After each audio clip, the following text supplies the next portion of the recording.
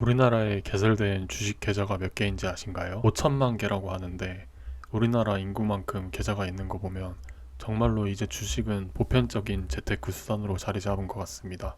경제에 따라 금리가 조금씩 오르긴 하겠지만 이제는 4%, 5%씩 이자를 받을 수 없는 시대이기 때문에 금리보다 좋은 수익률과 배당금을 얻을 수 있는 주식을 많이 하는 것 같습니다.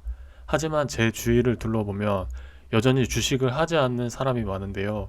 그 이유를 물어보면 주식은 시작하려면 회사나 산업에 대해서 알아야 할 것도 많은데 직장에 다니다 보니 주식에 대해 공부할 시간도 없고 공부할 자신도 없어서라고들 말합니다. 그런데 주식은 꼭 개별 종목을 잘 아는 사람만 해야 하는 걸까요? 주식을 잘 모르면 주식을 하면 안 되고 주식으로 수익을 낼 수 없는 걸까요? 그 답은 ETF에 있습니다. 왜 그런지 오늘은 ETF에 관련된 이야기를 해보려고 합니다. ETF는 익스체인지 트레이드 펀드의 앞글자를 딴 것이고 상장지수 펀드라고 말합니다. ETF는 기초지수를 벤치마크해서 만들어졌습니다. 이 기초지수와 유사하게 만들어진 ETF는 기초지수의 변동에 따라서 가격이 오르내립니다. 이 지수만큼 수익을 내도록 설계된 상품인데요.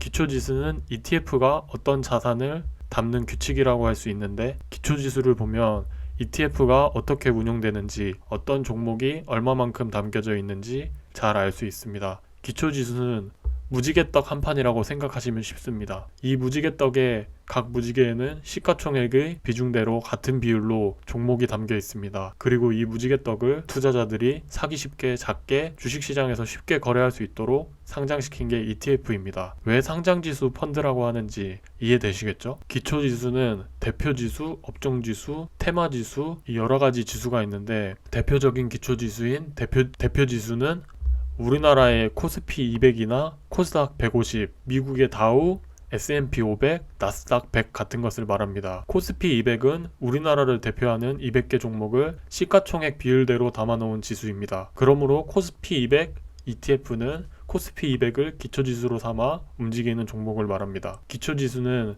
분기마다 시가총액별로 코스피 200 지수를 구성하는 종목도 바뀌고 종목 비율도 바뀝니다. 그러면 자동으로 코스피 200 ETF도 종목과 비중이 바뀌게 되는 것이죠. 코스피 200을 추종하는 ETF들은 운용사는 달라도 같은 지수를 추정하기 때문에 거의 다 종목이 비슷비슷합니다. 대표적인 코스피 200을 추종하는 ETF인 코덱스 200은 코스피에서 시가총액이 가장 큰 삼성전자의 비중이 29%고 SK하이닉스의 비중이 4%, 네이버 4%, 카카오 3% 이렇게 이루어져 있습니다. 업종지수 ETF는 반도체, 건설, 바이오 같은 각 업종별 지수에 투자하는 ETF고 요즘은 테마지수라고 해서 2차전지 ETF, 게임 ETF 등 각 테마의 지수들도 많이 만들어져서 테마형 ETF도 많은 인기를 끌고 있습니다. 대표적으로 많은 상승률을 기록하고 있는 타이거 2차전지 테마가 테마형 ETF라고 할 수 있겠고 반도체 산업지수를 추정하는 코덱스 반도체가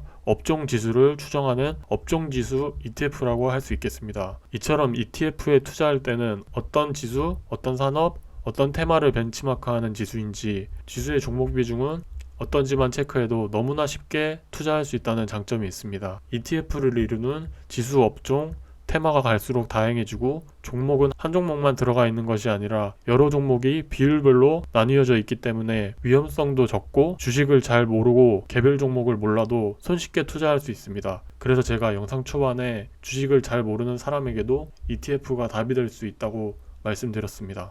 상장되어 있는 ETF 상품명을 보면 처음 보면 이게 무슨 뜻인지 무엇을 뜻하는지 어려울 수도 있는데요. 알고 보면 ETF에 대한 많은 정보를 간단하게 상품명으로 보여주는 것을 알 수 있습니다. 상품명의 첫 부분은 운용사에서 운용하는 브랜드명이 쓰이고 두 번째 부분에는 투자지역 다음에는 ETF가 따르는 기초지수, 어떤 대표지수, 어떤 업종지수, 어떤 테마지수를 추정하는지 들어가게 됩니다. 예를 들면 코덱스 미국 S&P 500은 첫 부분에서 삼성 자산운용의 코덱스에서 운영하는 ETF라는 걸 알 수 있겠고 두 번째, 세 번째 부분에서 미국의 S&P 500 기초지수를 따르는 ETF라는 걸 알 수 있겠죠. 코덱스 200 IT 상품처럼 이렇게 우리나라에 투자하고 코스피 200에 투자하는 ETF는 상품명에서 나라명과 코스피 200을 생략합니다. 그래서 코덱스 200 IT 이렇게 쓰이는데요. 코덱스 200 IT ETF는 코스피 200 지수의 IT 업종에 투자하는 상품이란 걸 잘 알 수 있죠. 이제 시청자 여러분도 상품명만 봐도